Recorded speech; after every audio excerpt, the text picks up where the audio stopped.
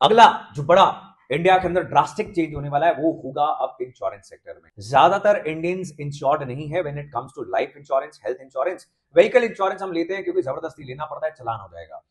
Insurance sector India में बहुत तेजी से ग्रो क्यों नहीं कर पाया? बिकॉज बहुत ओवर रेगुलेटेड था। जो इकोनॉमिक रिफॉर्म्स हमने 1991 में किए हर सेक्टर में, उससे कुछ सेक्टर्स बचे रह गए। सो इसलिए we are coming up with सबको बीमा सबको रक्षा। अभी तक तो सबकी बीमा सबका रक्षा ऐसा कुछ आ रहा था, now it has been changed. Now ये नाम है जो इंडिया के डिफरेंट इंश्योरेंस एक्ट्स को जो आज हैं, very important, insurance act 1938, life insurance corporation act 1956 and IRDAI जो रेगुलेटरी बॉडी है उसका एक्ट 1999, इन तीनों में अमेंडमेंट्स लेकर आएगा। और हमारा गोल क्या है? Insurance for all by 2047। अब हमारी इंश्योरेंस पेनिट्रेशन क्या है? Very important concept. Insurance penetration क्या होती है? It is measured as the percentage of insurance premiums to GDP.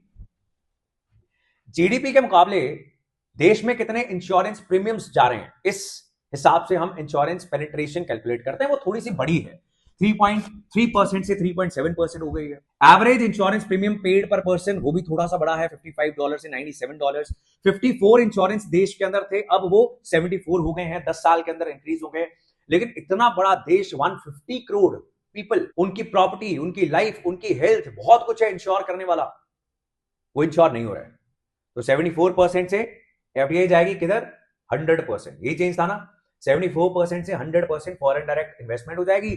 One big change. Second big change, अगर आपको इंडिया के अंदर एक इंश्योरेंस कंपनी खोलनी है तो आपके जो नेट ओन्ड फंड्स होने चाहिए वो अब 1000 करोड़ होंगे, पहले 5000 करोड़ थे। तो अब बहुत सारी जो छोटी मानी जाती हैं दुनिया की इंश्योरेंस कंपनीज, वो भी इंडिया एंटर करने वाली है।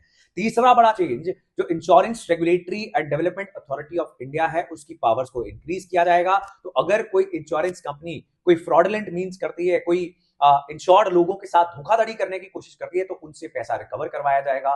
सर्च, सीजर, उनके ऑफिस में डाटा इकट्ठा करके अपने पास रखने की पावर उसको दे दी जाएगी। ये सारे चेंजेस इस एक्ट में होने वाले हैं।